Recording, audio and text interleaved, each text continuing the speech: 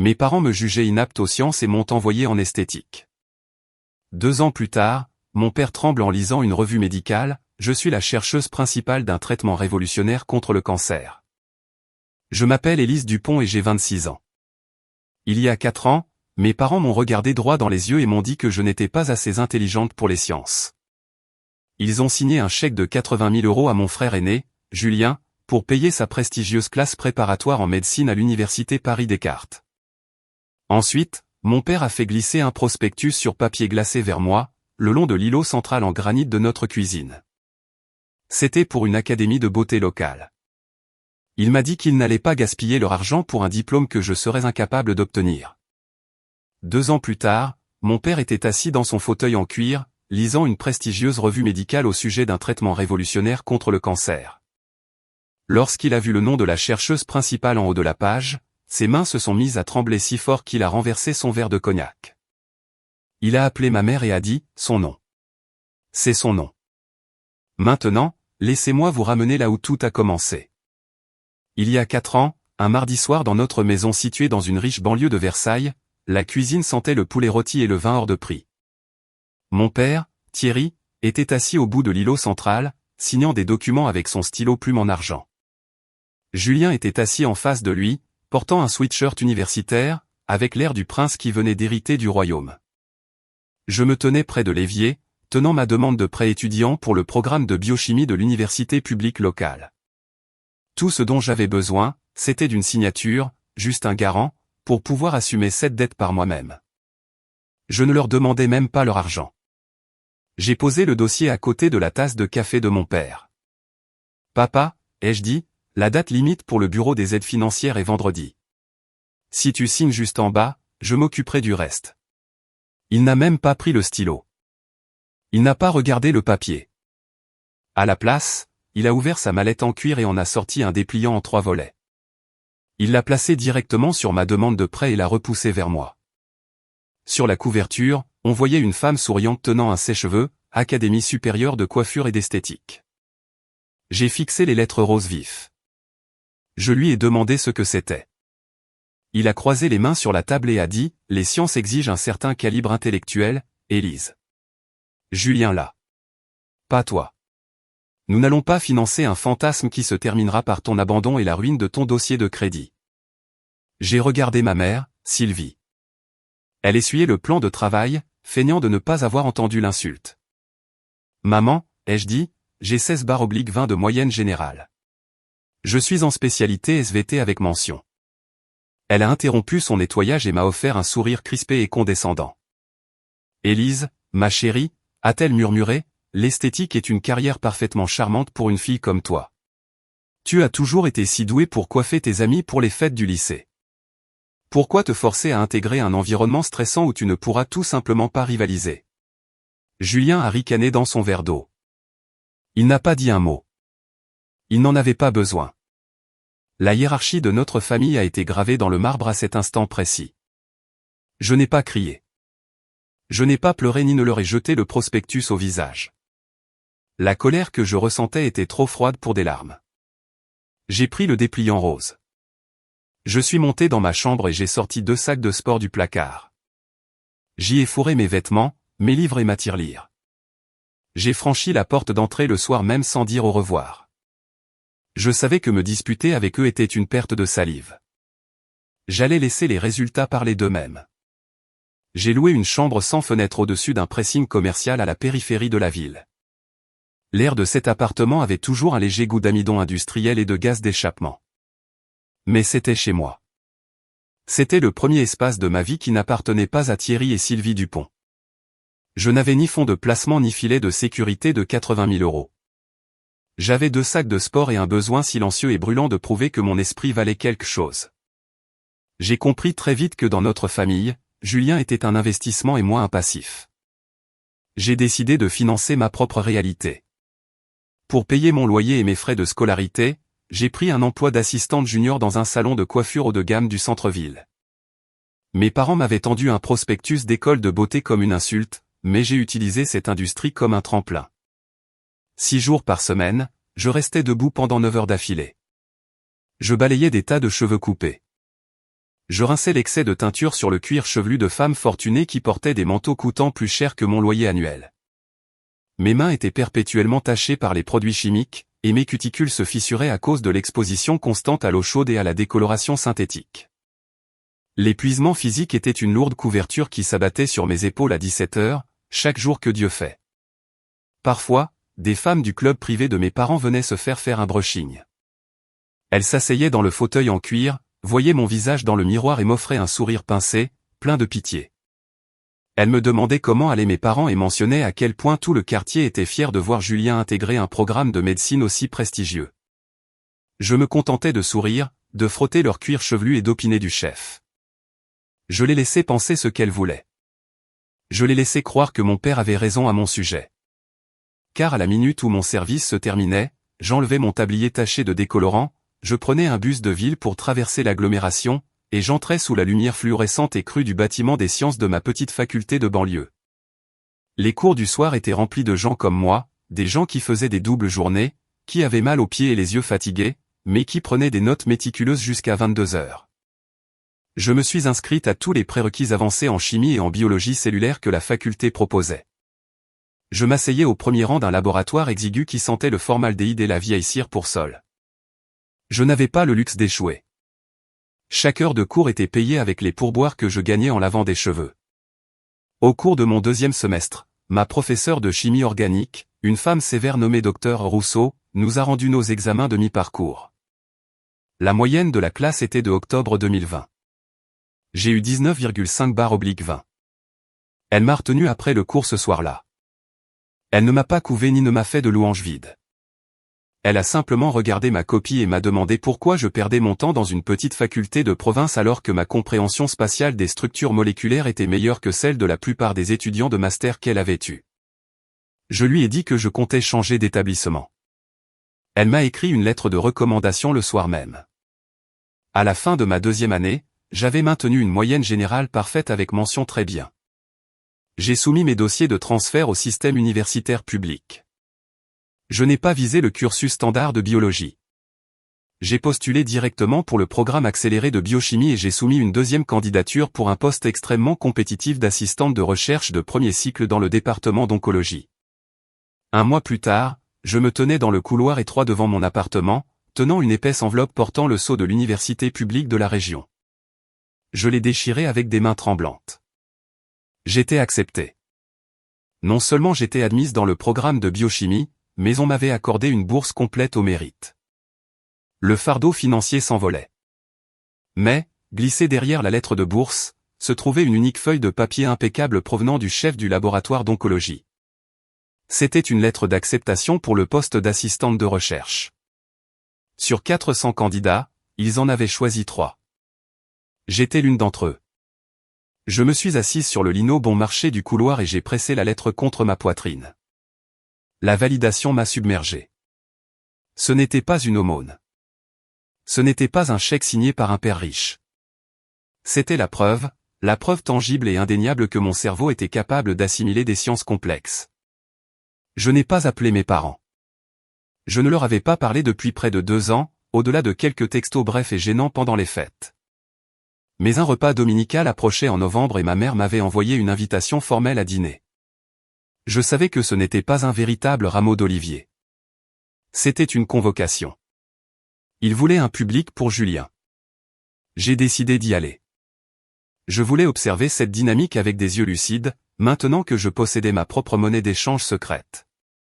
L'air de novembre était glacial lorsque j'ai remonté l'allée parfaitement entretenue de mon enfance. La maison était exactement la même, imposante, immaculée et conçue pour intimider. Je suis entré dans la salle à manger et j'ai immédiatement été frappé par l'odeur du rôti et de la farce coûteuse.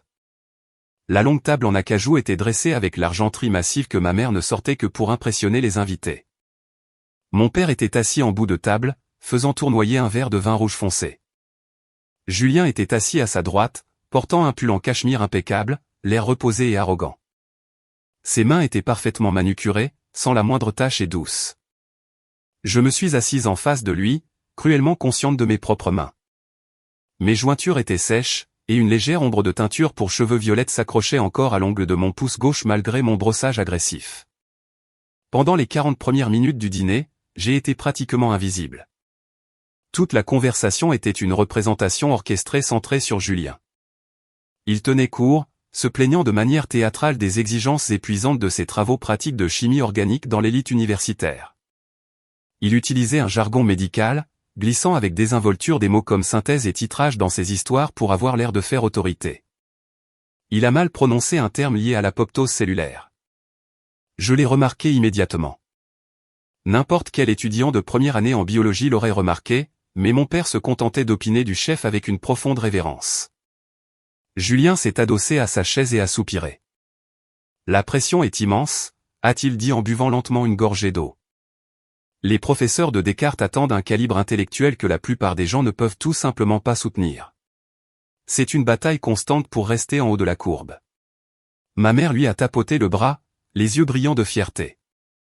Nous savons à quel point tu travailles dur, Julien, a-t-elle roucoulé. Tu portes l'héritage de la famille. Il faut un esprit brillant pour gérer ce genre de stress. Mon père a levé son verre de vin pour porter un toast silencieux à son fils. Puis, ses yeux ont dérivé à travers la table pour se poser sur moi. La chaleur de son expression s'est évanouie instantanément, remplacée par cette froideur familière et calculatrice. Il a regardé mon pull délavé et les légères cernes sombres sous mes yeux. Il a posé ses coudes sur la table et a offert un sourire moqueur. Alors, Élise, a dit mon père, sa voix tranchant le tintement discret de l'argenterie. Parle-nous de ton programme rigoureux. As-tu appris de nouvelles techniques de balayage fascinantes? Ou peut-être as-tu maîtrisé la science complexe du brushing parfait? Julien a gloussé dans sa serviette. Ma mère a baissé les yeux sur son assiette, jouant le rôle de la pacificatrice mal à l'aise qui appréciait en réalité le conflit. L'ancienne Élise aurait senti sa gorge se serrer. L'ancienne Élise aurait baissé les yeux et absorbé l'humiliation comme s'il s'agissait d'une taxe légitime pour avoir le droit d'exister en leur présence. Mais je suis resté assise là. Je sentais le poids de mon sac en cuir contre ma cheville, sous la table. À l'intérieur de ce sac, zippé dans une poche latérale, se trouvait la lettre officielle portant le sceau du laboratoire de recherche en oncologie de l'université publique. C'était un morceau de papier qui prouvait que j'entrais dans un monde que Julien ne faisait que prétendre conquérir. J'ai regardé mon père. J'ai regardé la satisfaction suffisante sur son visage. J'ai senti l'odeur du décolorant bon marché qui persistait sur ma propre peau. J'ai réalisé à cet instant précis qu'ils ne voulaient pas que je réussisse. Ils ne l'ont jamais voulu. Si je réussissais, cela menacerait le narratif qu'ils avaient construit autour de Julien. Ils avaient besoin que je sois le raté pour qu'ils puissent passer pour le génie. Le silence n'était plus un signe de défaite. C'était un bouclier tactique. J'ai pris mon couteau et ma fourchette, coupant soigneusement un morceau de viande. J'ai soutenu le regard de mon père avec une expression calme et assurée. J'apprends beaucoup de choses, papa, ai-je dit d'une voix parfaitement neutre. Il s'est moqué, reportant son attention sur son vin. Eh bien, essaie de ne pas t'épuiser, a-t-il marmonné. J'ai mâché ma nourriture en silence, regardant Julien se lancer dans une autre histoire inventée de toutes pièces sur son groupe d'études en médecine. Je savais que je n'allais plus jamais me battre pour avoir une place à leur table. J'étais déjà en train de construire la mienne, et j'avais le pressentiment que les fondations du royaume parfait de Julien étaient bien plus fragiles que quiconque ne le réalisait. L'illusion était parfaite pour l'instant, mais les illusions se brisent toujours sous la pression. Je devais juste attendre que le verre se fissure. 6 mois se sont écoulés dans un cycle épuisant de cours magistraux, de garde en laboratoire et de sessions de révision nocturne. La transition de la petite fac de banlieue au centre de recherche en oncologie de l'université publique a été un baptême du feu. Je passais mes journées à analyser des structures cellulaires résistantes et mes nuits à revoir des données cliniques jusqu'à ce que le texte se brouille sur l'écran. Ma vie était réduite à son strict minimum. Je n'avais pas de vie sociale, pas de jours de congé, et à peine assez d'argent pour payer mes courses. Mais je possédais une concentration silencieuse et implacable.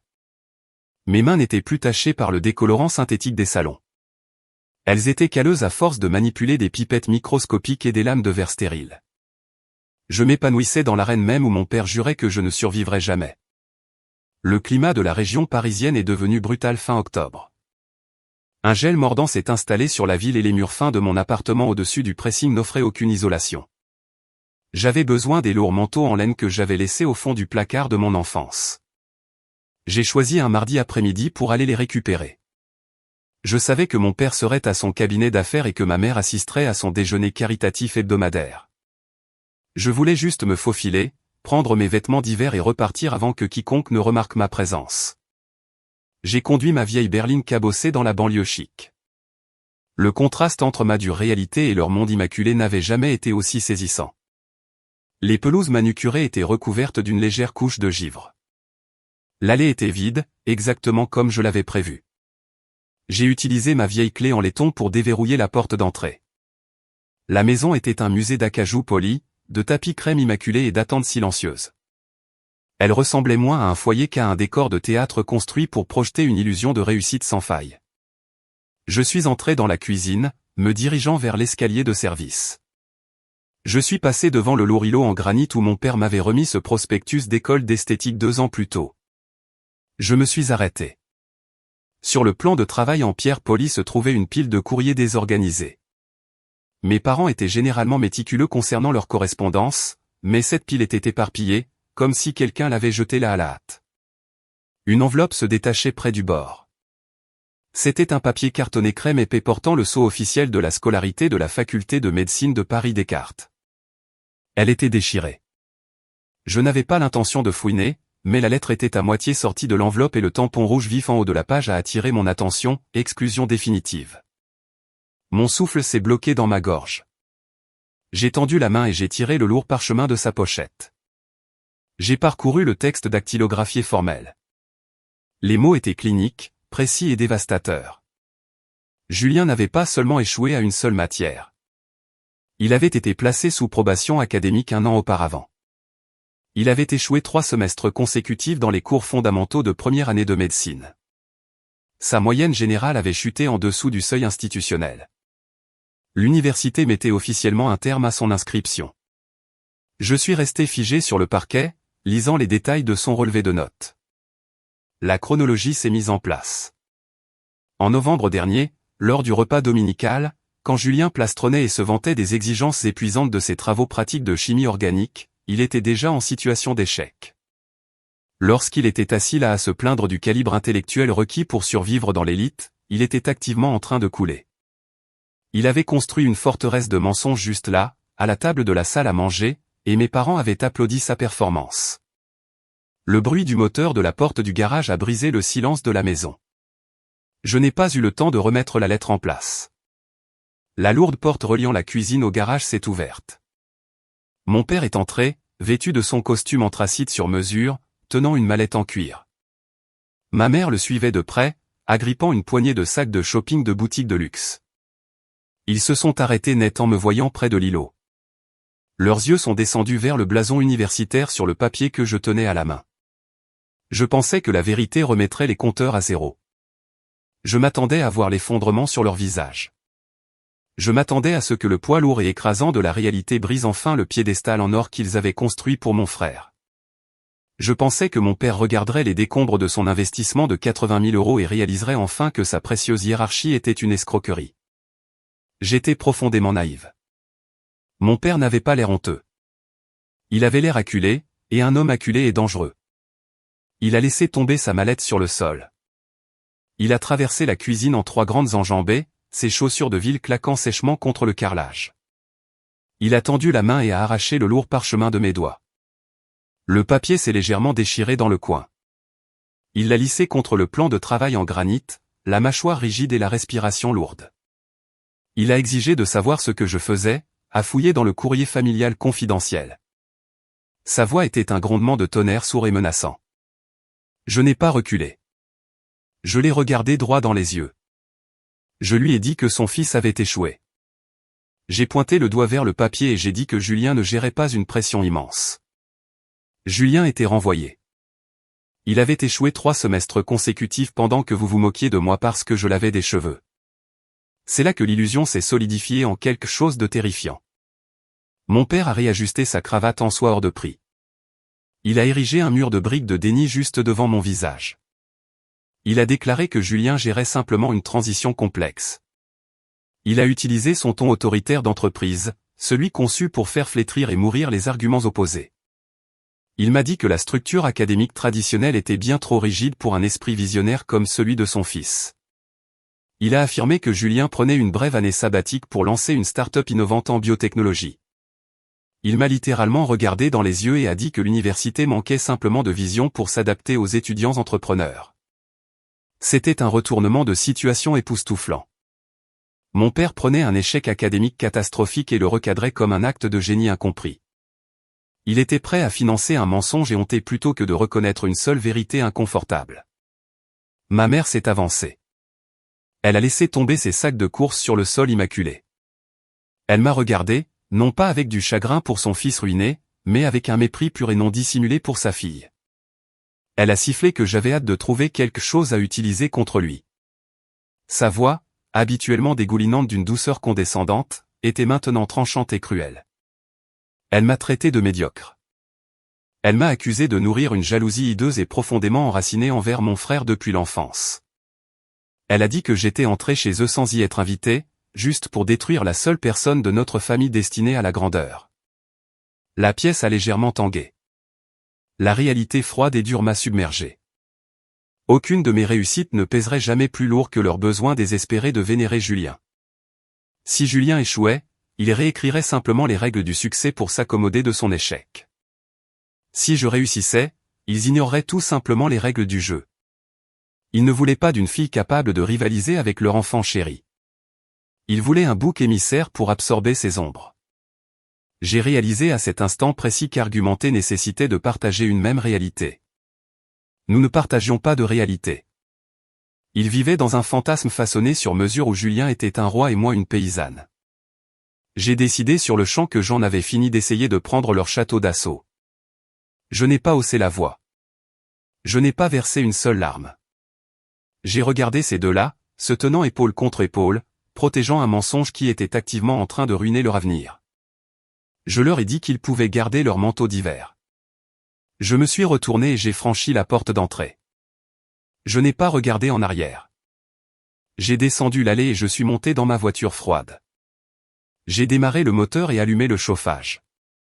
J'ai sorti mon téléphone de ma poche. J'ai ouvert l'application de mon opérateur mobile et j'ai navigué vers les paramètres du compte. J'ai tapé sur l'écran et demandé un changement permanent de mon numéro de téléphone. J'ai coupé le cordon numérique. J'ai effacé leur capacité à me joindre pour toujours. J'ai mis la voiture en marche avant et je me suis éloigné des pelouses manucurées et des grandes maisons. J'ai roulé en direction de l'horizon industriel et brut de la ville. Je retournais au laboratoire. Je retournais au seul endroit au monde où les faits comptaient plus que la lignée. Les sciences ne mentent pas. Les sciences ne font pas de favoritisme. Elles ne récompensent que la vérité. Et j'étais sur le point de plonger si profondément dans la vérité que le monde médical tout entier n'aurait d'autre choix que d'apprendre mon nom. J'ai garé ma berline cabossée dans le parking en béton derrière l'hôpital de recherche de l'université publique. L'enseigne au néon rougeoyante des urgences illuminait le ciel sombre de novembre. J'ai franchi les portes coulissantes en verre, passé mon badge d'identification en plastique et pris le monte-charge jusqu'à l'aile de recherche en oncologie. L'air, là-haut, était différent. Il sentait l'alcool stérile, les boîtes de gélose et le désinfectant pour sol. C'était une odeur froide et tranchante, mais pour moi, c'était l'odeur du sanctuaire. J'ai troqué mon manteau d'hiver contre une blouse blanche et je suis entré dans le laboratoire principal. La pièce était une vaste étendue de tables en acier inoxydable, de centrifugeuses bourdonnantes et d'écrans d'ordinateurs lumineux. C'était le domaine du docteur Valérie Moreau. C'était une pionnière de l'immunothérapie cellulaire ciblée et l'être humain le plus exigeant que j'ai jamais rencontré. Le docteur Moreau était une femme d'une cinquantaine d'années, aux yeux gris perçants, avec une coupe au carré strict et l'habitude de porter des mocassins en cuir éraflé. Elle s'était hissée à la force du poignet dans un domaine médical dominé par les hommes des décennies plus tôt et n'avait aucune patience pour l'ego ou la fragilité. Elle se moquait éperdument du pédigré de la famille Dupont. Elle se moquait bien que mon frère soit soi-disant un génie à Paris Descartes. Elle ne se souciait que de la précision, de la discipline et des données vérifiables. Lors de ma première semaine, elle m'avait tendu une pile imposante de résultats d'essais cliniques provenant d'une étude pharmaceutique ratée. Elle m'avait dit de trouver la faille dans la méthodologie et s'était éloignée. Il m'a fallu 3 jours à sauter des repas et à dormir sur un lit de camp étroit dans la salle de pause, mais j'ai trouvé l'erreur statistique enfouie dans les données du groupe de contrôle. Quand je lui ai remis mon rapport, elle l'a lu en silence, l'a jeté sur son bureau et a hoché la tête une fois. À partir de ce moment, elle m'a poussé plus fort que n'importe qui d'autre dans le département. Les 2 années suivantes sont devenues un tourbillon de quêtes académiques et scientifiques acharnées. Je vivais pratiquement à l'intérieur de ce laboratoire. Je faisais des doubles gardes, exécutant des dosages et enregistrant des réactions moléculaires. Quand les fêtes d'hiver sont arrivées, je n'ai pas décoré de sapin ni assisté à des soirées festives. J'ai passé la veille de Noël à cartographier des structures protéiques en mangeant des biscuits rassis du distributeur automatique. J'ai passé le jour de l'an à calibrer des microscopes électroniques. J'ai déversé chaque once de rejet, de mépris et de comparaison toxique de mon enfance directement dans ces boîtes de pétri. Mes parents m'avaient dit que je manquais d'intellect pour ce monde. Alors, j'ai décidé d'en apprendre chaque micromillimètre. La fatigue cuisante dans mes yeux et la douleur permanente dans le bas de mon dos étaient des médailles d'honneur. Notre projet principal se concentrait sur les cellules de lymphome résistantes. Nous essayions de comprendre pourquoi certaines tumeurs agressives possèdent la capacité de repousser les attaques ciblées du système immunitaire.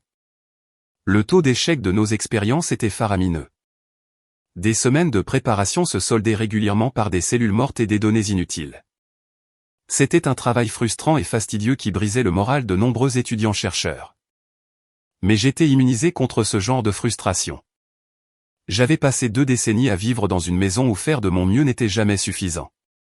Une expérience ratée dans un laboratoire n'était rien comparé à l'échec quotidien d'essayer de gagner l'amour de mon père. C'est arrivé un mardi soir tranquille, fin mars. Le laboratoire était entièrement vide.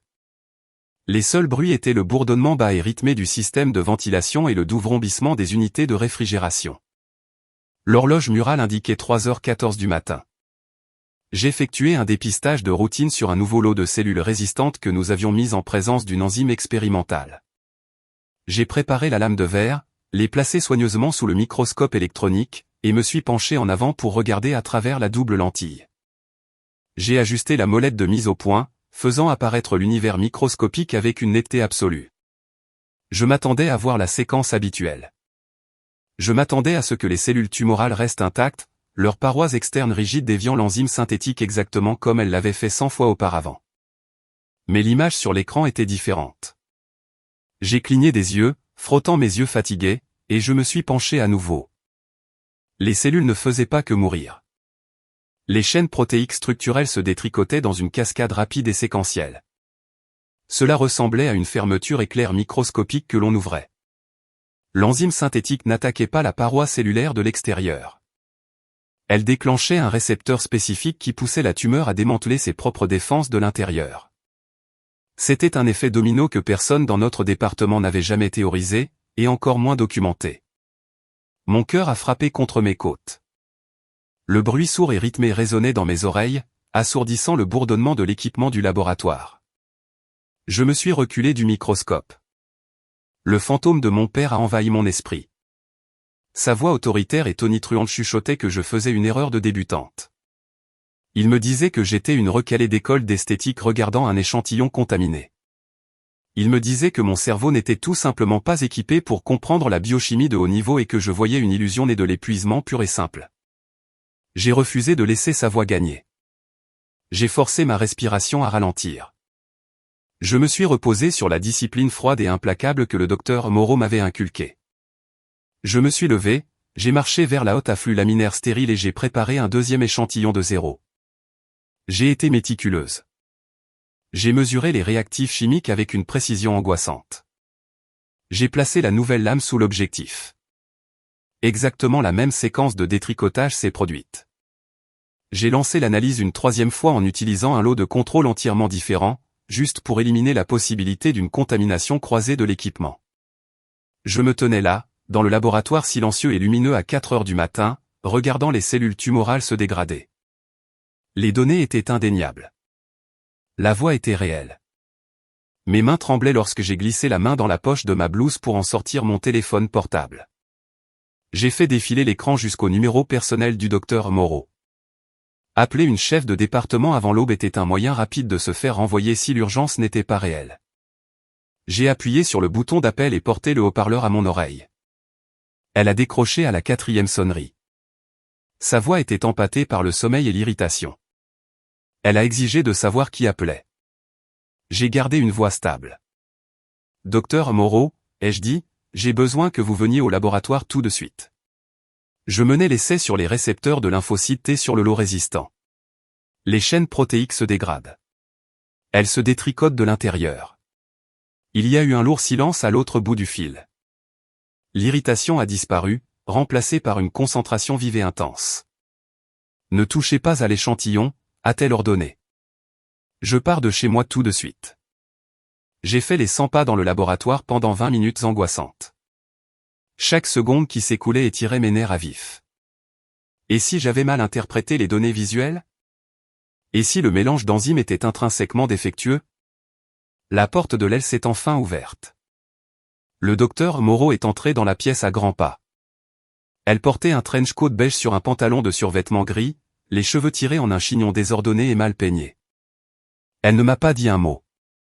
Elle est passée directement devant mon bureau, a jeté ses clés sur le plan de travail et s'est assise devant le microscope électronique. Je me tenais à un demi-mètre derrière elle, retenant mon souffle. Elle a regardé à travers les lentilles. Le silence dans la pièce est devenu profond. 10 bonnes minutes se sont écoulées. Elle a ajusté le grossissement. Elle a balayé la lame, examinant la matière cellulaire dégradée. Elle a basculé l'affichage numérique sur le moniteur secondaire pour examiner les taux de dégradation numérique. J'ai regardé sa posture changer. La tension dans ses épaules est retombée. Le docteur Moreau s'est lentement adossé à sa chaise. Elle a enlevé ses lunettes de lecture et les a laissées pendre à la chaîne autour de son cou. Elle s'est retournée pour me faire face. L'expression sévère et impitoyable qu'elle arborait d'habitude avait disparu. Elle m'a regardé avec un respect silencieux et profond. « Élise » a-t-elle chuchoté, sa voix portant à peine par-dessus le bourdonnement des machines. « Comprenez-vous ce que vous venez de trouver ?» J'ai hoché la tête, incapable de formuler une phrase cohérente. C'est le genre de découverte qui déclenche le côté sombre et laid de la médecine universitaire. Dans de nombreuses institutions prestigieuses, un scientifique de haut rang s'emparerait d'une telle avancée, la revendiquerait comme sienne et enterrerait le nom de l'assistante de premier cycle dans la minuscule section des remerciements à la fin du rapport. Mon père aurait fait exactement cela. Il aurait volé la réussite et l'aurait justifié comme étant son droit en vertu de l'autorité hiérarchique. Le docteur Moreau s'est levé. Elle a marché vers le tableau blanc sur le mur du fond, a pris un marqueur noir et a effacé une section de nos notes de planification hebdomadaire. En grosses lettres épaisses, elle a écrit le titre de notre nouveau sous-projet. Sous le titre, elle a écrit « Chercheuse principale », suivi de mon nom.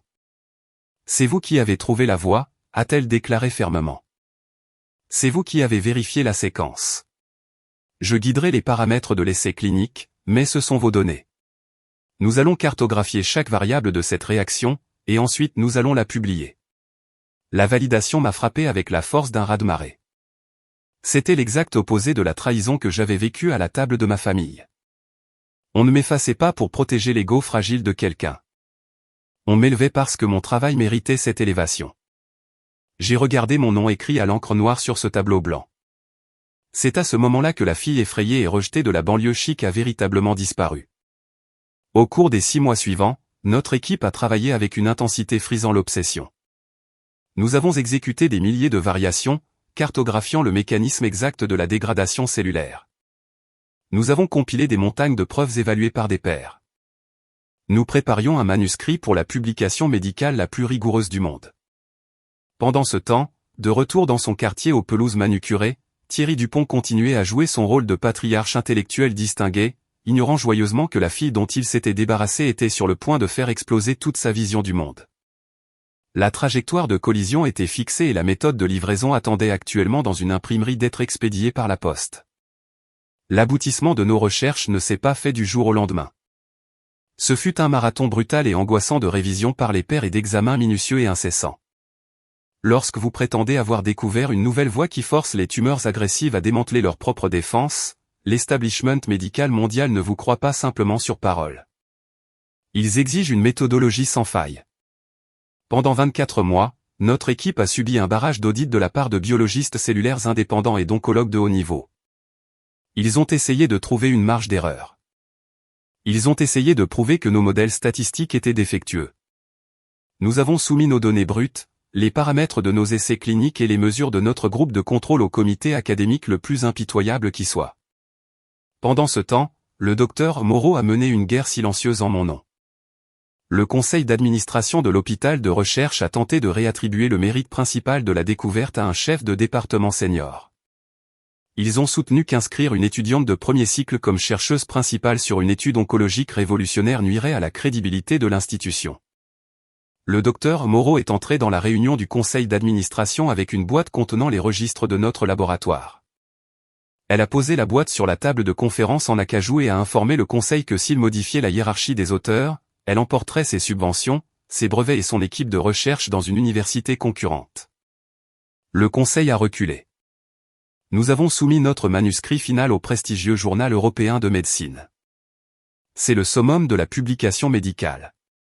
Une lettre d'acceptation de leur comité de rédaction équivaut à un couronnement scientifique. 3 mois plus tard, l'email est arrivé dans la boîte de réception du docteur Moreau. Elle a imprimé la lettre de confirmation, a marché jusqu'à mon poste de travail stérile et a posé le papier sur mon clavier. Le manuscrit était accepté pour le prochain numéro trimestriel. Aucune révision n'était demandée. Juste là, en lettres noires et en gras, figurait le format de citation officielle, Élise E. Dupont, licence et sciences, chercheuse principale. J'ai tracé les lettres de mon nom avec mon doigt ganté. J'avais forgé ma propre identité dans le creuset de ce laboratoire. Pendant que je réécrivais les règles de l'immunothérapie ciblée, mon père essayait désespérément de maintenir son illusion de supériorité dans sa riche banlieue. Thierry Dupont avait construit toute son identité autour de la perception de sa domination intellectuelle et financière. Mais les fondations de son royaume perdaient de l'argent à vue d'œil. La fausse start-up en biotechnologie de Julien n'était rien de plus qu'un trou noir de dettes. Mon frère ne possédait aucun sens des affaires et zéro expertise scientifique. Il avait loué des bureaux haut de gamme, embauché une agence de marketing de niche et passait ses journées à assister à des déjeuners de réseautage hors de prix tout en ne produisant absolument aucun produit concret. Pour financer cette mascarade, mes parents avaient discrètement liquidé une part importante de leur portefeuille de retraite. Ils avaient contracté une deuxième hypothèque sur leur maison bourgeoise immaculée. Ils se noyaient dans les conséquences d'avoir misé tout leur héritage sur le mauvais enfant. Mais mon père refusait de montrer la moindre fissure dans la façade. Il redoublait d'efforts dans ses habitudes prétentieuses. Thierry adorait tenir court dans son club de golf privé.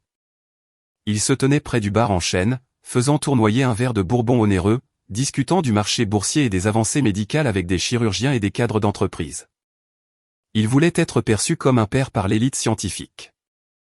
Pour entretenir cette aura spécifique, il payait plusieurs abonnements coûteux à des revues médicales de haut niveau. Il parcourait les résumés, surlignait des termes cliniques complexes et glissait ses expressions dans les conversations lors des dîners mondains. Il utilisait le langage de la médecine comme un accessoire pour gonfler son propre ego et pour rappeler à ses voisins le prétendu génie de son fils. C'était un mardi après-midi, au début de l'automne, lorsque le numéro trimestriel du journal européen de médecine est arrivé dans sa boîte aux lettres. Les arbres qui bordaient sa rue manucurée prenaient des teintes vives d'orange et d'or. Mon père a garé sa berline de luxe dans l'allée, est sorti dans l'air vif et a récupéré la pile d'enveloppes sur le pilier en briques. La revue était lourde, reliée avec un papier épais et glacé. Il est entré dans la maison calme et vide. Ma mère était sortie assister à une vente aux enchères caritatives pour maintenir leurs apparences sociales. Julien était soi-disant à une réunion de présentation avec des investisseurs en capital risque. Thierry a desserré sa cravate en soie et est entré dans son bureau privé. La pièce était un monument à sa vanité, bordée de volumes reliés en cuir qu'il ne lisait jamais, et de photographies encadrées de lui-même serrant la main de politiciens locaux. Il s'est dirigé vers la carafe en cristal sur sa table d'appoint. Il s'est versé 2 doigts d'un whisky single malt de 18 ans d'âge. Il appréciait ces moments calmes de supériorité intellectuelle perçue. Il s'est assis dans son fauteuil à oreilles en cuir préféré, a posé son verre sur un sous-verre en liège et a ouvert la revue médicale. Il avait l'intention de trouver un article dense sur la biologie cellulaire, quelque chose qu'il pourrait vaguement mentionner pendant sa partie de golf le lendemain matin. Il a feuilleté l'introduction de la rédaction et parcouru le sommaire. Ses yeux se sont arrêtés sur l'article vedette du mois, une nouvelle voie dans l'immunothérapie ciblée par lymphocyte T. C'était exactement le genre d'avancée de haut niveau qu'il vénérait. Il a tourné à la page 42. Thierry a commencé à lire le résumé. Le texte était incroyablement dense, détaillant la dégradation précise des cellules de lymphome résistantes via une séquence protéique nouvellement identifiée. Il a lu la méthodologie en articulant silencieusement la terminologie complexe. Il était sincèrement impressionné par l'ampleur des données. Il ressentait cette poussée familière d'arrogance par procuration, simplement pour avoir compris les concepts de base de l'étude. Puis, il a atteint la fin du résumé. Ses yeux sont descendus vers les crédits des auteurs imprimés dans une police grasse et nette, juste au-dessus du texte principal. Il a lu le nom du chercheur principal. Il a cessé de respirer.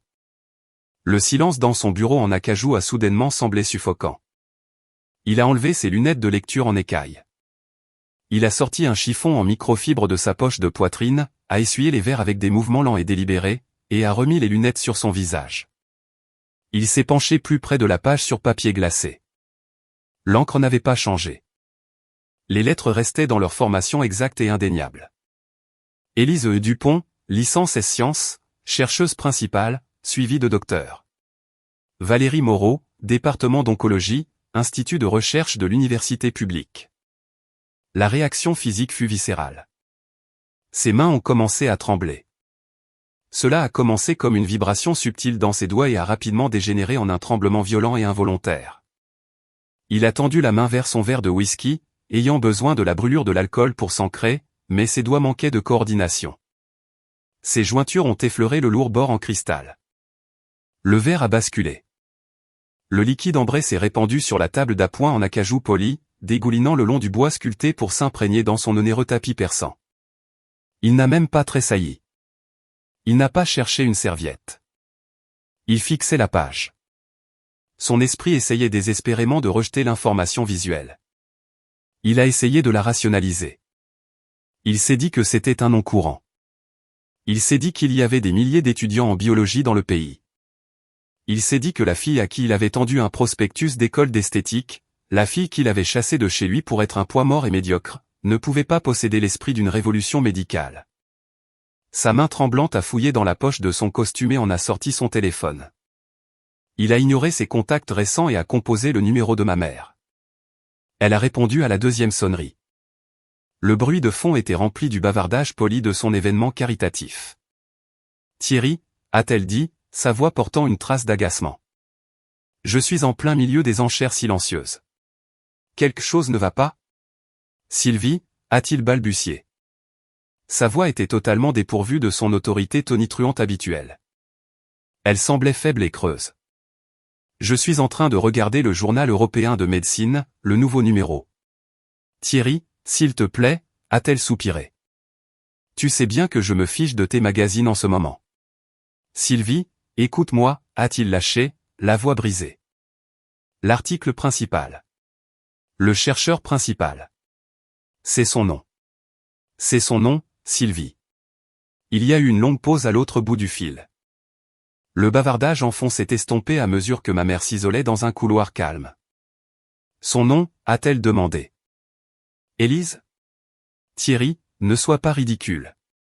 Elle lave des cheveux dans un salon à Paris. C'est une coïncidence. Sais-tu combien d'Élise Dupont existent rien que dans cette région? Tu laisses ton imagination s'emballer. Il n'a pas répondu. Il a laissé tomber le téléphone sur ses genoux, mettant fin à l'appel. Il avait besoin d'une confirmation visuelle. Il avait besoin de se prouver que l'univers ne venait pas de s'inverser. Il a ouvert son ordinateur portable, le posant sur ses genoux. Il a ouvert un navigateur internet et a tapé le nom de l'Institut de recherche oncologique de l'université publique dans la barre de recherche. Ses doigts ont glissé sur les touches, l'obligeant à corriger son orthographe 2 fois. Il a navigué vers l'annuaire de la faculté et du personnel. Il a cliqué sur le département d'immunothérapie cellulaire. Une grille de portrait professionnel est apparue à l'écran. Il a fait défiler après le chef de département. Il a fait défiler après le docteur Moreau, et puis il s'est arrêté. La photographie a chargé en haute résolution. C'était une photo prise 3 mois plus tôt dans la cour de l'hôpital. Je portais une blouse de laboratoire blanche impeccable par-dessus un chemisier bleu marine ajusté. Ma posture était parfaitement droite. Mon menton était relevé. Je regardais directement l'objectif de l'appareil photo avec un sourire calme, confiant et imperturbable. Sous la photographie, les titres de compétences étaient dactylographiés en lettres grises et austères, Élise Dupont, chercheuse clinique principale. L'écran brillait, se reflétant sur le visage pâle de mon père. L'illusion qu'il avait passé toute sa vie à construire, la hiérarchie qui les plaçait, lui et Julien, au sommet de la réussite humaine, s'était effondrée en quelques secondes. La fille qu'il disait trop stupide pour les sciences le regardait droit dans les yeux depuis le sommet de son propre monde vénéré. Le verre ne s'était pas contenté de se fissurer, il s'était entièrement brisé. Et je savais que les gens comme mon père ne s'éloignent pas simplement du verre brisé. Ils essaient de le balayer et de prétendre que ce sont eux qui ont construit la fenêtre. Ils allaient venir me chercher. 7 jours après l'arrivée de la revue médicale dans les kiosques, l'Institut de recherche de l'université publique organisait son symposium clinique annuel. Ce n'était pas un rassemblement académique mineur ou un simple événement sur le campus. L'auditorium était une merveille architecturale tentaculaire construite en verre trempé et en boiseries acoustiques, conçue spécifiquement pour accueillir des lauréats du prix Nobel et des titans de l'industrie. La liste des invités était très restreinte et impitoyablement sélectionnée. Les gradins étaient remplis de hauts dirigeants de l'industrie pharmaceutique, d'investisseurs en capital risque à la recherche de la prochaine percée médicale lucrative, et des oncologues les plus distingués du continent. L'air du lieu bourdonnait d'une anticipation silencieuse, avec des enjeux colossaux. Des millions d'euros en subventions de recherche, acquisitions d'entreprises et brevets médicaux étaient régulièrement négociés et décidés dans cette salle même. La pression était un poids physique qui s'abattait sur tous ceux qui franchissaient les doubles portes. Je me tenais en coulisses, dans l'isolement calme de la loge, attendant la fin du discours d'ouverture. Je portais un tailleur bleu marine sur mesure et une chemise blanche à col impeccable. Mes cheveux étaient tirés en un chignon lisse et pratique. J'ai baissé les yeux vers mes mains posées sur mon porte-documents en cuir. Les sévères brûlures chimiques et les taches de décolorant irrégulières du salon de coiffure avaient disparu depuis longtemps, remplacées par les légères callosités d'une chercheuse en laboratoire dévouée. Je ressentais un profond sentiment de calme s'installer sur mes nerfs. 4 ans plus tôt, j'étais une fille terrifiée, préparant un sac de sport au milieu de la nuit, s'avançant dans une amère soirée d'hiver sans aucun filet de sécurité financière. J'avais échangé les attentes étouffantes de ma famille contre la froideur impitoyable d'un appartement sans fenêtre au-dessus d'un pressing. Aujourd'hui, j'étais la conférencière principale d'un congrès médical mondial. La peur qui dictait autrefois chacune de mes décisions avait totalement disparu. La seule chose qui restait dans mon esprit, c'était les données. Le docteur Valérie Moreau se tenait à côté de moi, tenant un porte-bloc et une radio de communication sans fil. Elle portait ses fameux mocassins en cuir éraflé et un élégant blazer gris. Elle m'a regardé de la tête aux pieds et m'a offert un rare sourire sincère. Elle a ajusté le revers de mon tailleur bleu marine et m'a dit d'aller sur cette scène et de montrer à l'establishment médical exactement ce qui se passe quand on sous-estime les gens discrets. Les haut-parleurs de l'auditorium ont grésillé. Le chef de département a prononcé son discours d'ouverture et a présenté le docteur Moreau, qui s'est alors avancé vers le pupitre. Elle n'a pas fait perdre de temps au public avec des anecdotes fleuries ou des amabilités académiques. Elle a parlé directement de la nature tenace et résiliente des lymphomes résistants et des décennies d'essais cliniques ratés qui avaient frustré la communauté médicale. Puis, elle a changé de ton. Elle a annoncé que la percée révolutionnaire à laquelle ils allaient assister ne venait pas d'un haut cadre ou d'un médecin de longue date. Elle venait d'une étudiante chercheuse acharnée et brillante qui avait refusé d'accepter les paramètres standards de l'échec. Elle s'est penchée vers le microphone et a appelé mon nom, Élise Dupont. Les applaudissements de la foule ont été polis, mesurés et intensément curieux. Je suis sorti de derrière le lourd rideau de velours. Les projecteurs de la scène m'ont aveuglé pendant une fraction de seconde, jetant un voile blanc et brillant sur ma vision et cachant les visages dans la foule. Je me suis approché du pupitre en acrylique transparent, j'ai ajusté le fin microphone à ma taille et j'ai posé ma télécommande de présentation sur la surface inclinée. Le brouillard aveuglant des projecteurs s'est dissipé, et les centaines de visages dans les gradins sont apparus avec une netteté absolue. J'ai cliqué sur la télécommande. L'écran numérique géant derrière moi s'est illuminé avec une image microscopique en haute résolution des cellules tumorales en cours de dégradation. J'ai commencé ma présentation. Ma voix a résonné dans la vaste salle à l'acoustique parfaite, claire et stable à travers le système audio de pointe. J'ai expliqué le séquençage protéique complexe. J'ai détaillé les réactions enzymatiques synthétiques spécifiques et le processus de démantèlement des récepteurs. Je dominais la pièce avec l'autorité naturelle et inébranlable de quelqu'un qui avait passé 2 années épuisantes à disséquer le tissu même de la maladie. Je voyais des chirurgiens chevronnés opiner du chef en signe d'accord. Je voyais des représentants pharmaceutiques prendre des notes frénétiques sur leurs tablettes numériques. 10 minutes après le début de mon intervention, j'ai employé une technique standard de prise de parole en public pour capter l'attention de la salle. J'ai balayé lentement le public du regard pour établir un contact visuel direct avec les participants de haut rang des premiers rangs. Mon regard a parcouru l'allée gauche, dépassant une rangée d'investisseurs en costume gris coûteux. Puis, mes yeux se sont verrouillés sur la section VIP centrale, réservée exclusivement aux invités de marque de l'université. Mon cœur a frappé contre mes côtes si fort que mon souffle s'est bloqué dans ma gorge. Assis au 2e rang, directement dans mon champ de vision, se trouvaient Thierry, Sylvie et Julien Dupont. Ils n'étaient pas censés être là. Le symposium exigeait des accréditations sectorielles exclusives et préapprouvées pour y entrer, mais Thierry avait passé toute sa vie d'adulte à forcer le passage dans des pièces qui ne lui appartenaient pas. Il s'était probablement servi de son titre de dirigeant d'entreprise, avait fait jouer ses relations au bureau d'accueil et inventé une histoire larmoyante sur le fait d'être le fier papa de la conférencière principale pour contourner les protocoles de sécurité. Mon père était assis sur le bord extrême de son siège en velours somptueux. Il tenait son smartphone hors de prix bien haut, enregistrant chacun de mes mots.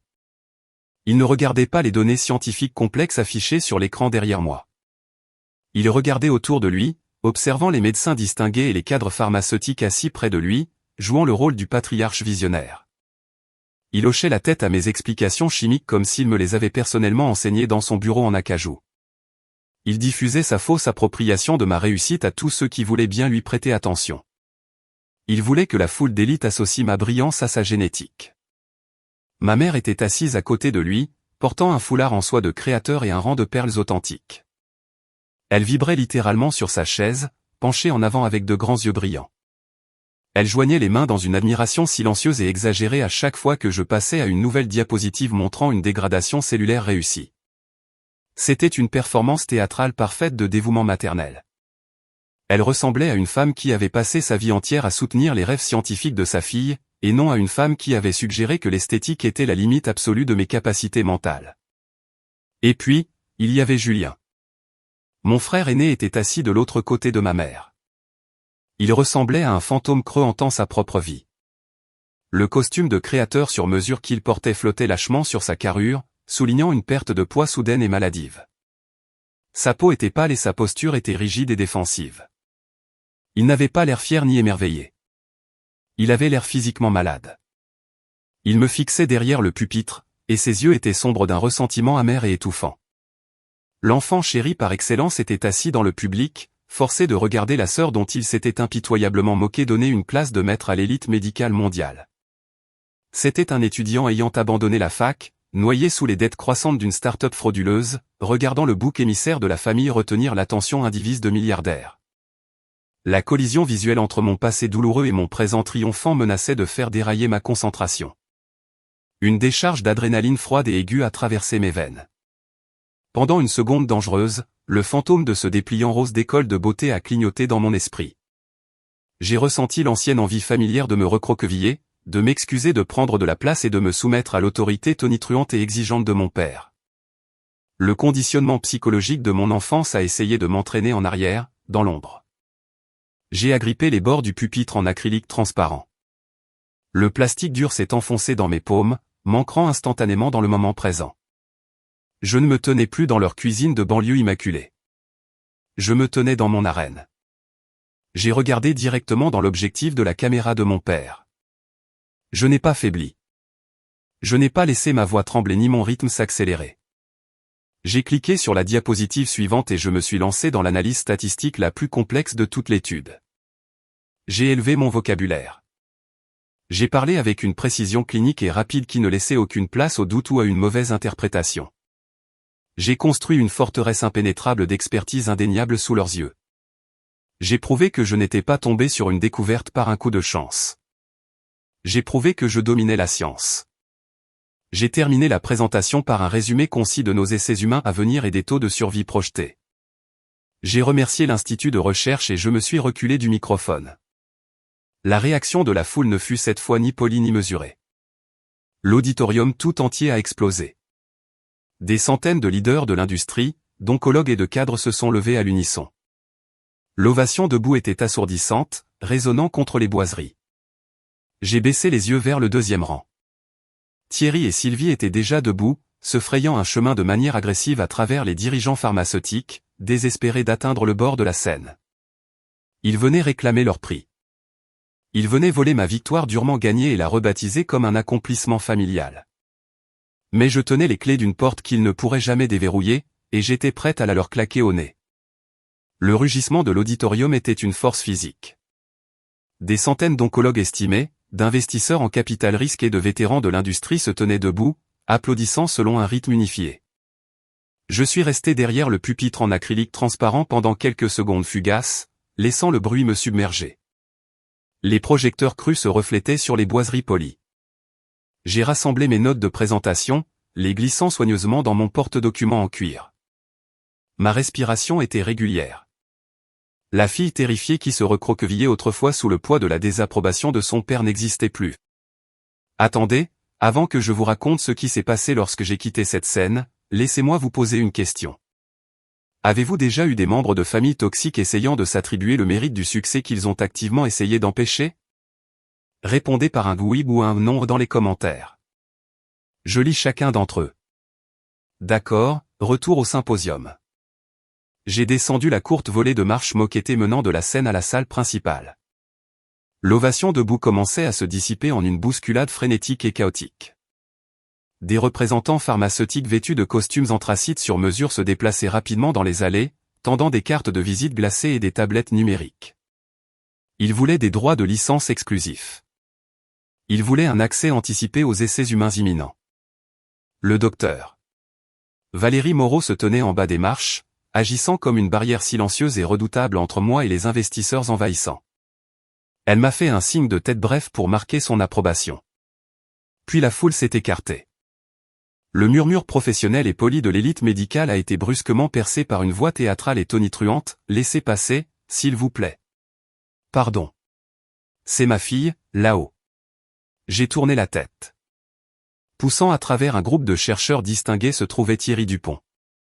Il n'utilisait pas la navigation subtile et raffinée typique d'un rassemblement universitaire de haut niveau.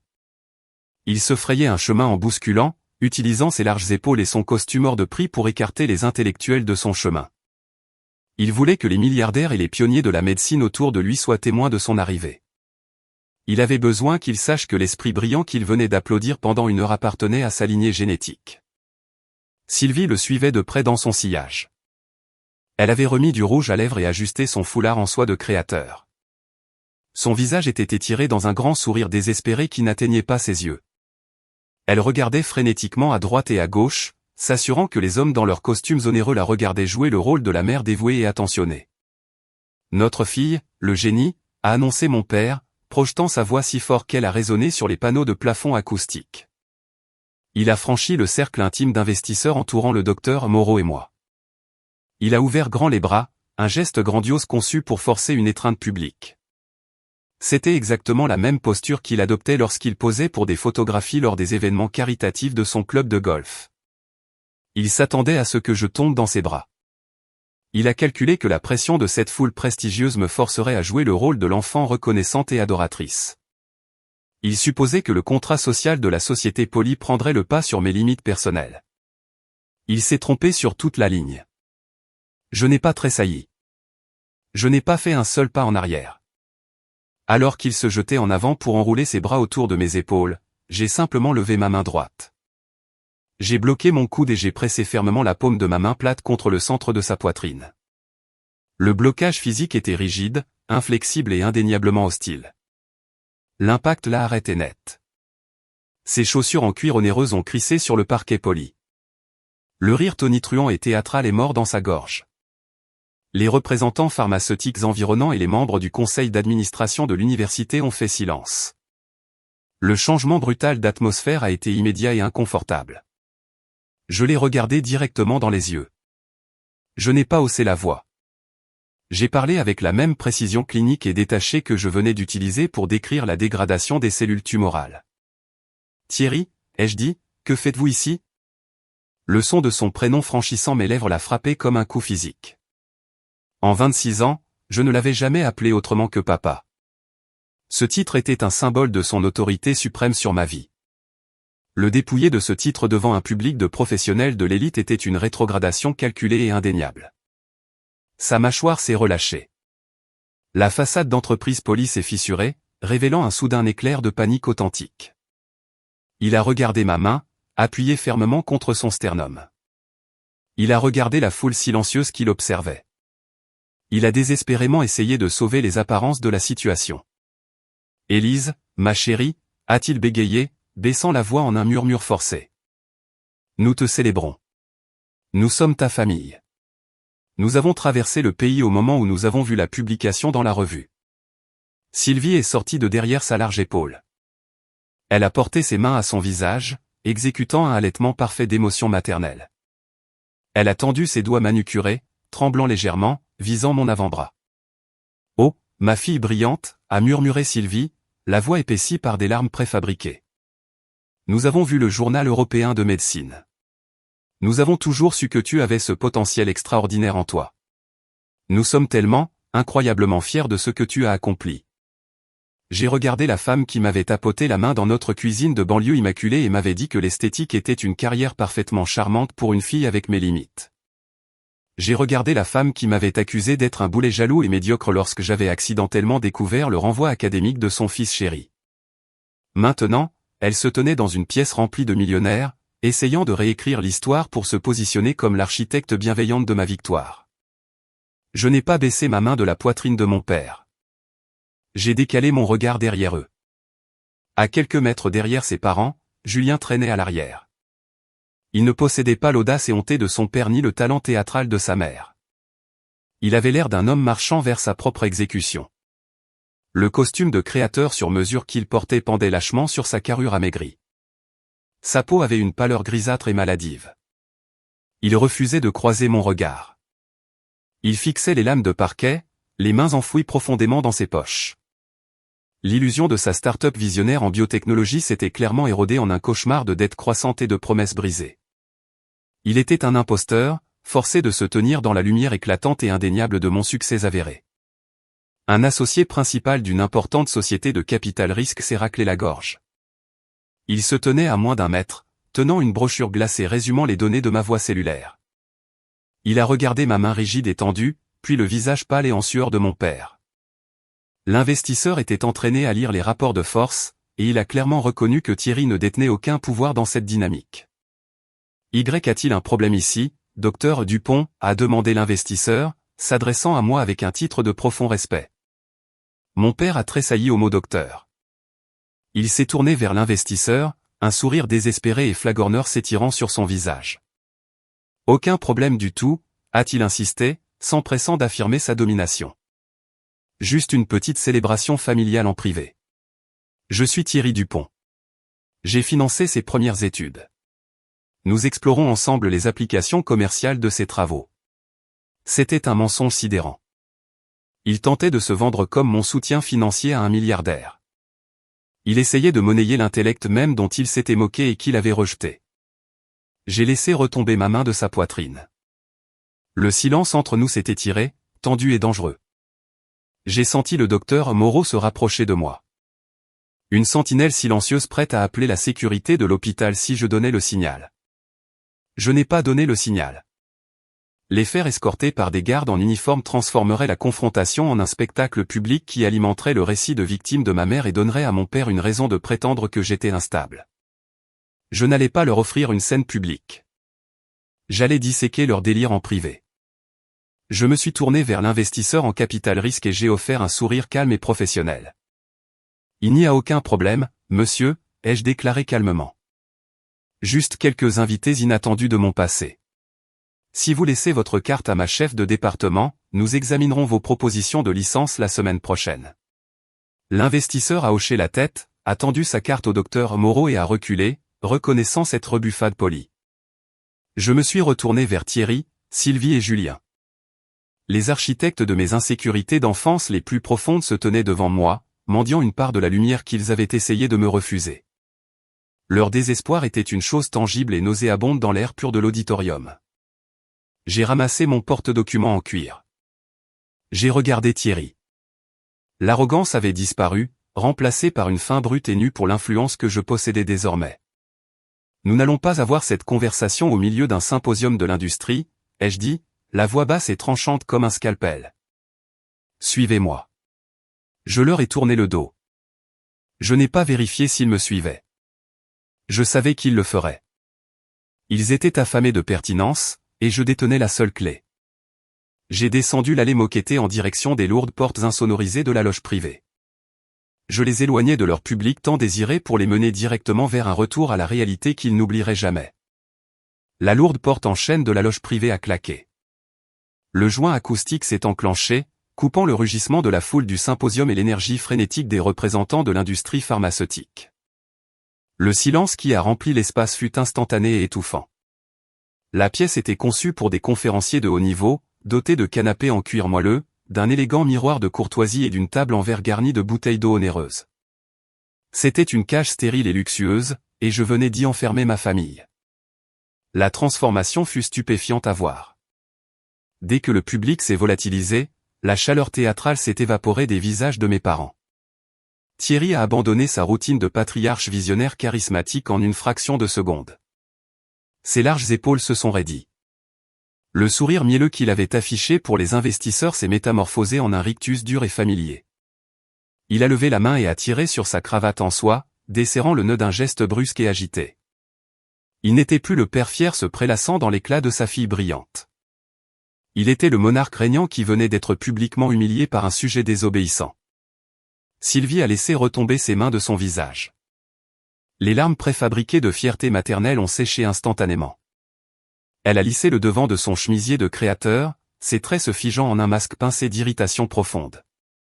Elle a regardé autour de la loge immaculée, inspectant les plateaux de fruits du traiteur et le mobilier moelleux avec une jalousie non dissimulée.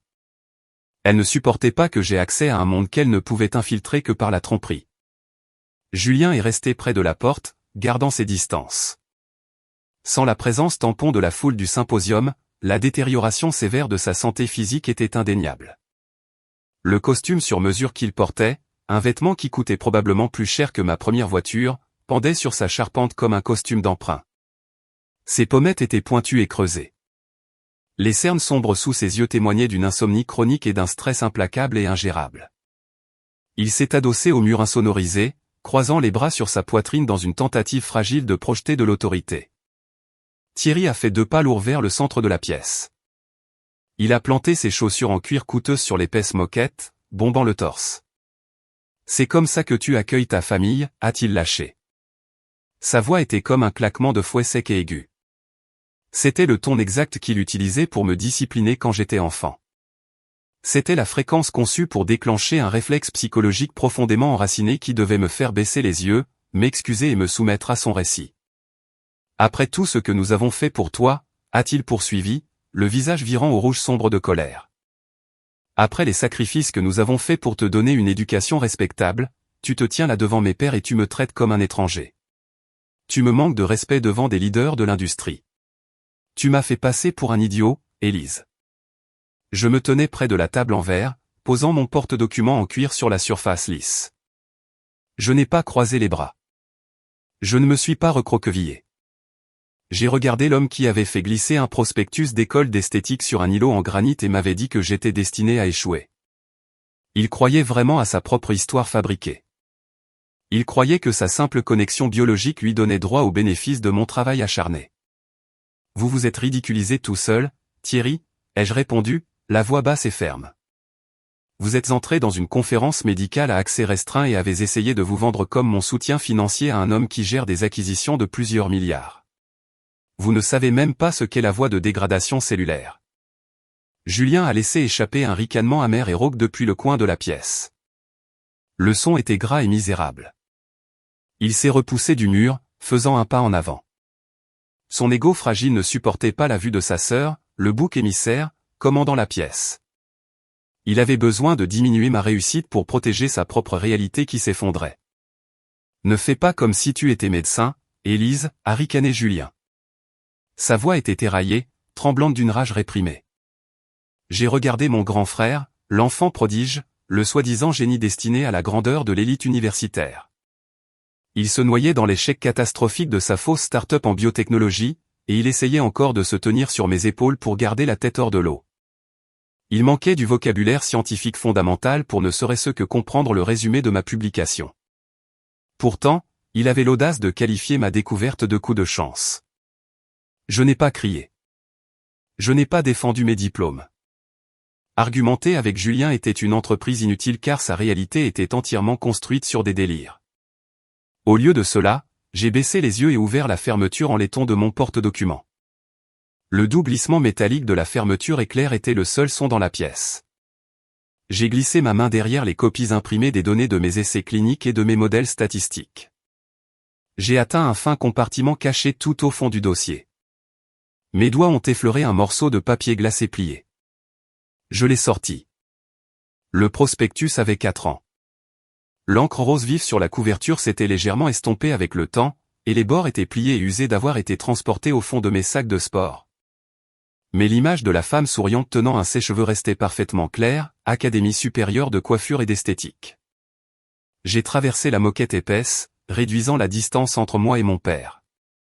Je me suis arrêté à exactement un demi-mètre de lui, envahissant son espace personnel avec une intention calme et délibérée. J'ai tendu la brochure sur papier glacé plié. Prenez-le, ai-je dit.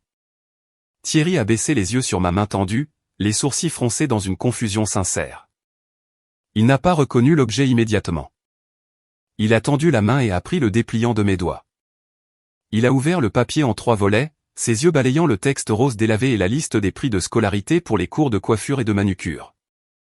La prise de conscience l'a frappé avec la force physique d'un train de marchandises. La couleur rouge de colère s'est vidée de son visage, laissant derrière elle une pâleur livide et maladive. Sa mâchoire s'est relâchée. La posture arrogante, le torse bombé et les épaules carrées se sont affaissés. Il a fixé le morceau de papier. C'était la preuve physique ultime de son profond échec en tant que parent et de son erreur de jugement catastrophique concernant mon intelligence. J'ai gardé les yeux rivés sur son visage, regardant la vérité dévastatrice fracturer son ego. Vous n'avez rien fait pour moi, ai-je déclaré. Chaque mot était une frappe chirurgicale. Vous m'avez dit que je n'avais pas le calibre intellectuel pour les sciences. Vous m'avez dit que j'étais un poids mort. Vous vous êtes assis à cet îlot de cuisine et vous avez financé les mensonges de Julien pendant que vous me tendiez une insulte. Vous avez misé tout votre héritage sur le mauvais enfant. J'ai pris une lente inspiration, laissant le silence amplifier le poids de mes mots. J'ai lavé des cheveux jusqu'à ce que mes mains saignent pour payer mes crédits à la faculté, ai-je continué, ma voix résonnant d'une vérité indéniable. J'ai dormi sur un lit de camp dans la salle de pause d'un laboratoire pour décrocher mon poste de recherche. J'ai cartographié la voie de dégradation des protéines pendant que vous étiez assis dans votre club de golf à faire semblant de lire des revues médicales que vous ne comprenez même pas. J'ai financé ma propre réalité, Thierry.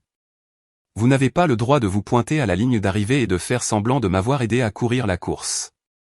Sylvie s'est avancée, la colère sur son visage ayant disparu, remplacée par la tactique manipulatrice familière qu'elle utilisait chaque fois qu'elle se sentait acculée. Ses yeux se sont remplis de larmes fraîches. Sa lèvre inférieure a commencé à trembler. Elle a tendu les 2 mains, tentant d'agripper mon bras. « Élise, s'il te plaît » a-t-elle gémi, sa voix se brisant d'un chagrin fabriqué. Nous avons fait une erreur. Nous étions aveugles. Nous essayons de te protéger de la déception écrasante d'un domaine exigeant. Nous sommes tes parents. Tu ne peux pas nous parler de cette façon. Nous t'aimons. L'ancienne Élise aurait ressenti un pincement de culpabilité. L'ancienne Élise aurait laissé ses larmes adoucir sa détermination. Mais j'avais passé 2 ans à observer la destruction cellulaire au microscope électronique. Je savais exactement comment reconnaître un élément toxique essayant de contourner un système de défense. J'ai fait un pas délibéré en arrière, hors de sa portée. Ses mains manucurées ont agrippé le vide. « Arrête, Sylvie » ai-je ordonné. Mon ton était dépourvu de toute émotion. C'était la voix d'une scientifique observant une réaction ratée. Ces larmes ne marchent plus sur moi. Vous ne m'aimez pas. Vous aimez l'influence que je viens d'obtenir dans cet auditorium. Vous aimez les investisseurs pharmaceutiques qui me tendaient leur carte de visite. Vous n'aimez que ce que vous pouvez utiliser. Thierry a écrasé le prospectus rose dans son poing. Le papier glacé s'est froissé avec un crissement sec. Ses yeux ont parcouru frénétiquement la loge stérile, cherchant une stratégie de sortie, cherchant un moyen de reprendre le dessus. Il a regardé Julien, debout, pâle et en sueur dans le coin. Il a regardé Sylvie, pleurant de vraies larmes de frustration parce que sa manipulation avait échoué. Puis il a posé son regard sur moi. Les derniers lambeaux de sa fierté se sont consumés, ne laissant qu'un désespoir brut et terrifiant. La vérité était sur le point d'éclater au grand jour dans la pièce, exposant les fondations pourrissantes de leur vie de banlieue parfaite. L'illusion était morte, et le naufrage financier de leur choix était sur le point de les engloutir tous. Le papier rose froissé est tombé de sa main, heurtant l'épaisse moquette avec un bruit sourd et étouffé. Thierry l'a fixé pendant une longue seconde angoissante, comme s'il regardait sa propre autorité indéniable se vider de son sang sur le sol. Le silence dans la loge s'est tendu, dangereux. Il a relevé la tête. Le requin d'entreprise calculateur essayait désespérément de trouver un nouvel angle. Il a réajusté sa veste de costume, un tic physique frénétique pour tenter de restaurer une dignité qui n'existait plus. Nous avons fait une erreur, a dit Thierry.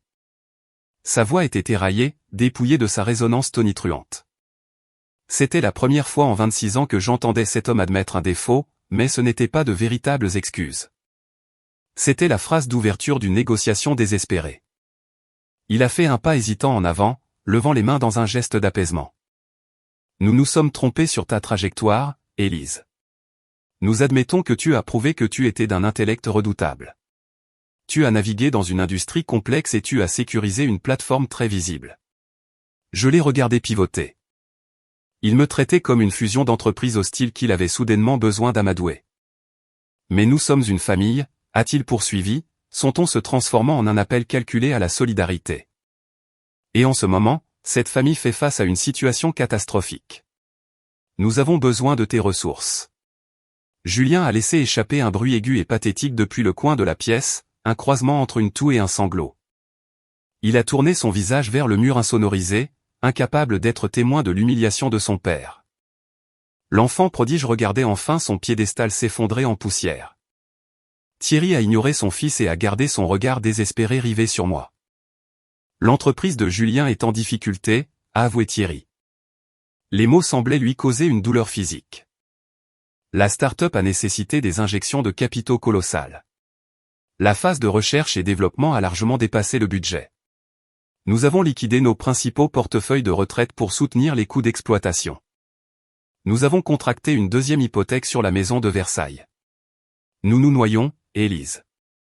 J'ai regardé Julien, debout dans son costume de créateur trop grand. La vérité était mise à nu sous les lumières fluorescentes et crues de la loge. Il n'y a pas de phase de recherche et développement, ai-je déclaré, ma voix tranchant à travers son jargon d'entreprise soigneusement aseptisé. Il n'y a pas d'entreprise de biotechnologie.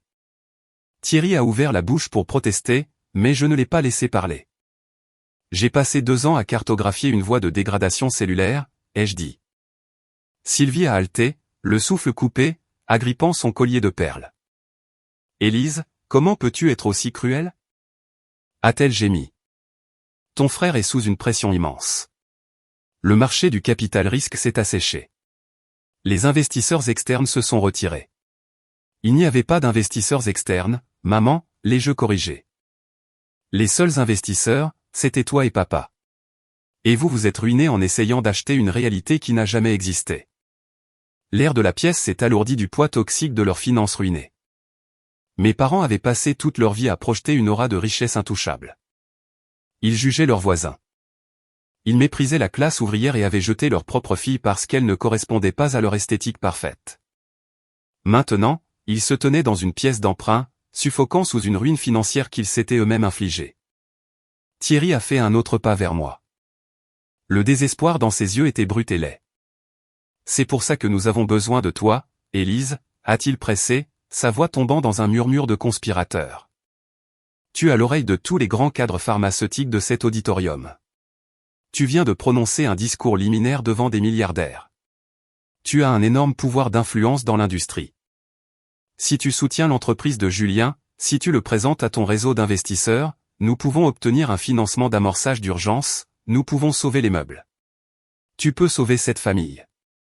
C'était une démonstration époustouflante d'illusion narcissique.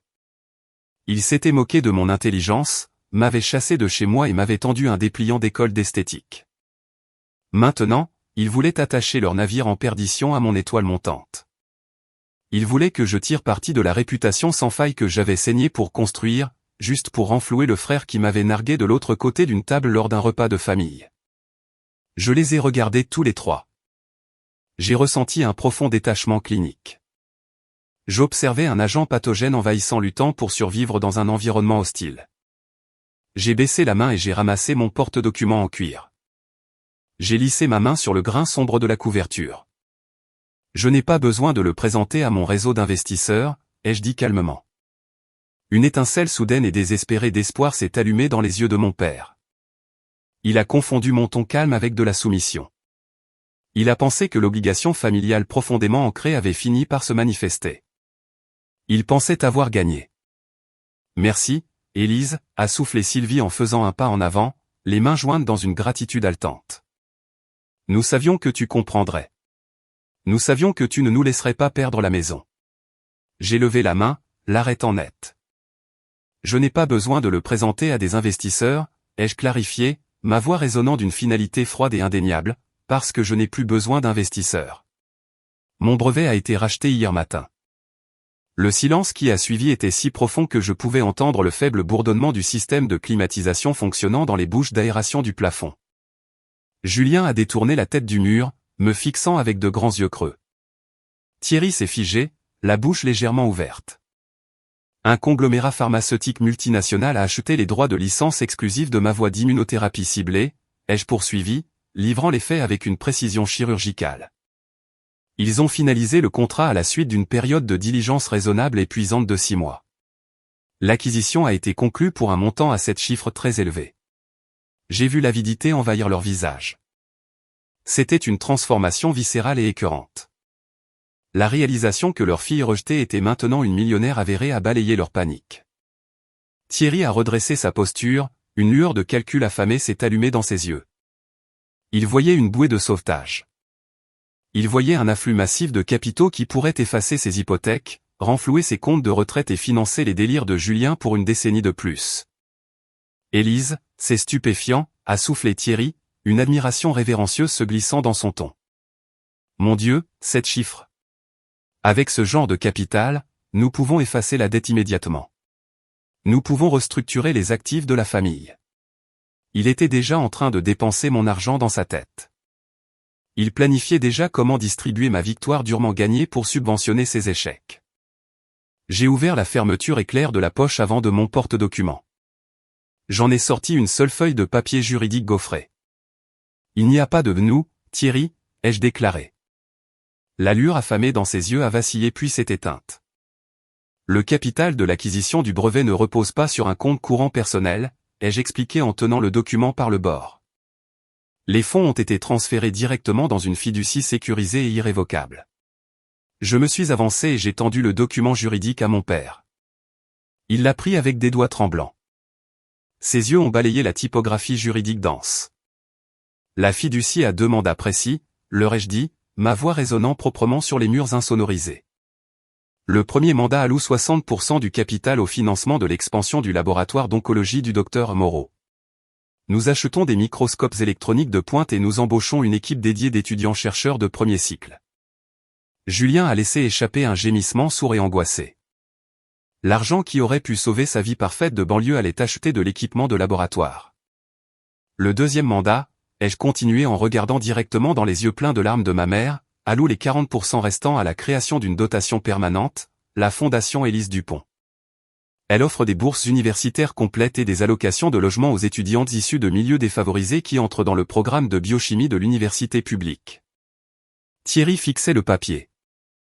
Ses mains tremblaient si fort que le sceau en relief cliquetait contre le parchemin rigide. J'ai verrouillé mon regard sur celui de mon père. J'ai livré l'ultime vérité inébranlable. J'utilise ma richesse pour financer exactement le type de fille que vous avez essayé d'envoyer dans une école de beauté, ai-je dit. Pas un seul centime de cette acquisition à 7 chiffres ne touchera jamais vos comptes bancaires. Vous ne verrez pas un sou pour payer votre deuxième hypothèque. Vous ne verrez pas un centime pour financer les faux déjeuners de réseautage de Julien. Sylvie a laissé échapper un gémissement aigu et dévasté.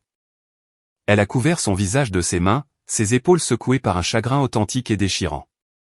Elle pleurait la perte de son mode de vie impeccable, de ses abonnements au club privé, des pelouses manucurées et de l'illusion de supériorité qu'elle avait portée comme une couronne toute sa vie.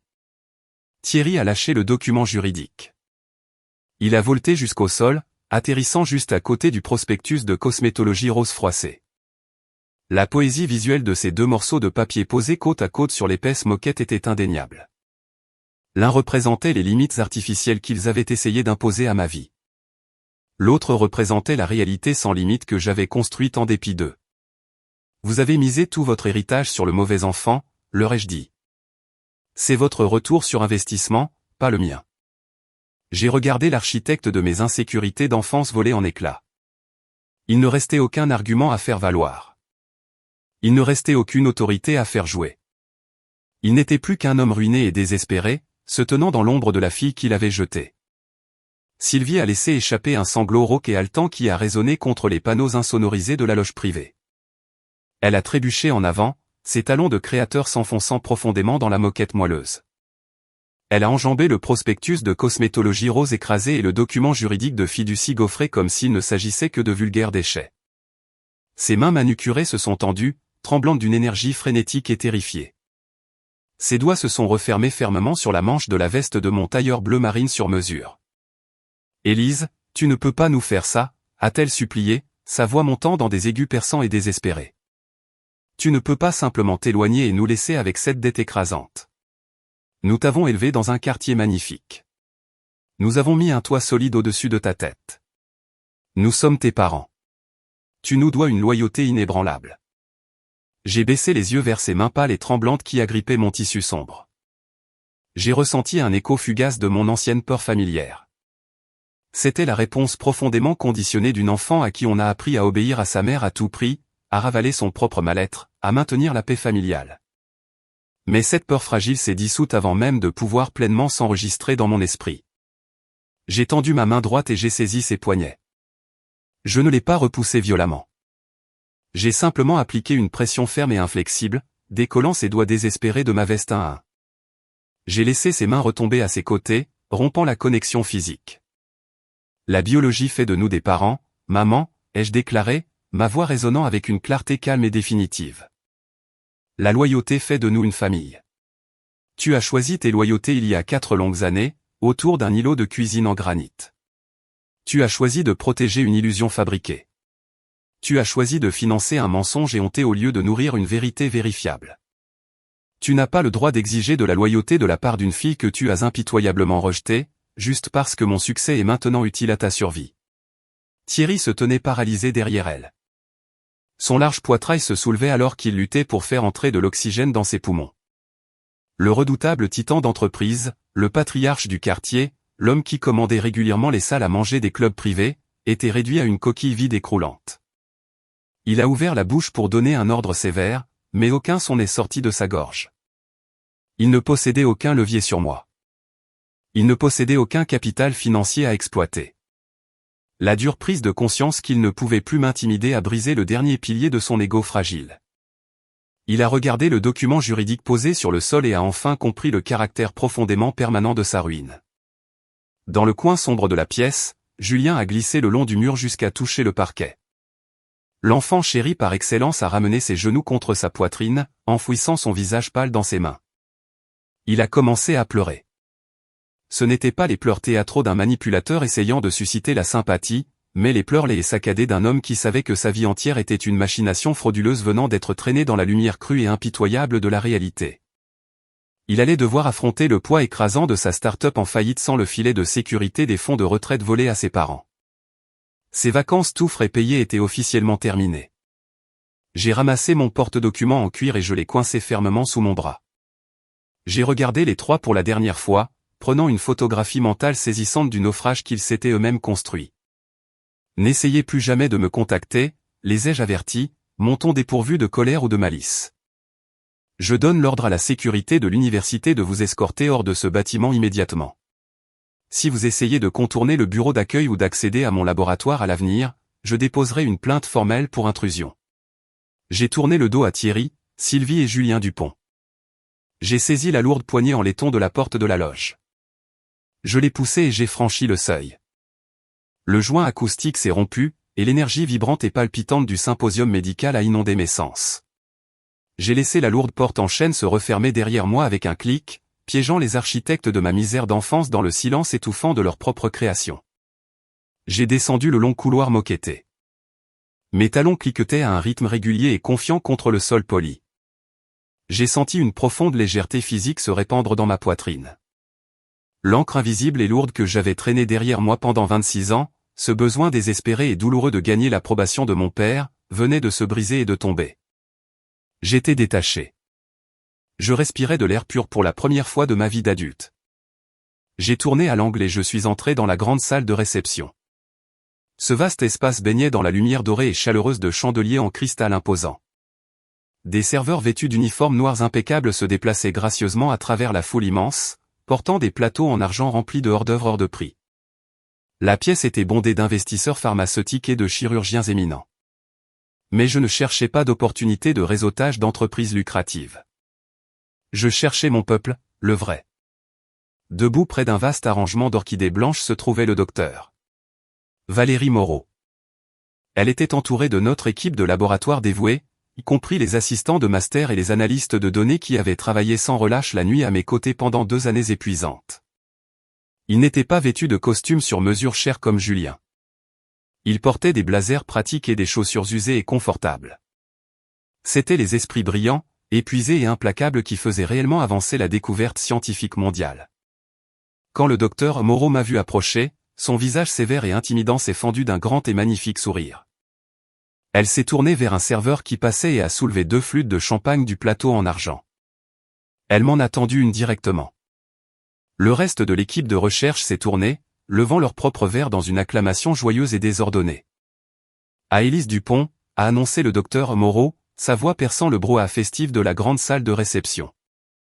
Une chercheuse qui prouve que les éléments les plus résilients de l'univers sont ceux forgés sous la plus haute pression. J'ai levé mon verre, faisant teinter le cristal délicat contre le sien avec un tintement doux et chantant.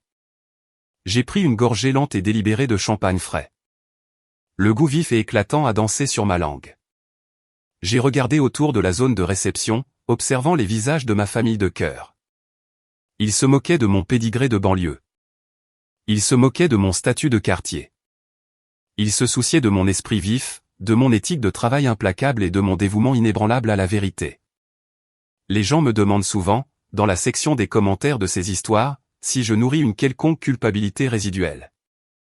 Ils demandent si une infime partie de ma conscience a mal d'avoir tourné le dos à mes parents lorsqu'ils ont perdu leur maison, leur retraite et leur statut social tant convoité.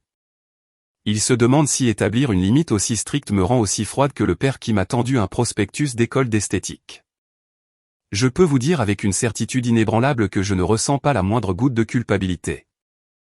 La culpabilité est une émotion réservée exclusivement à ceux qui causent un tort injuste.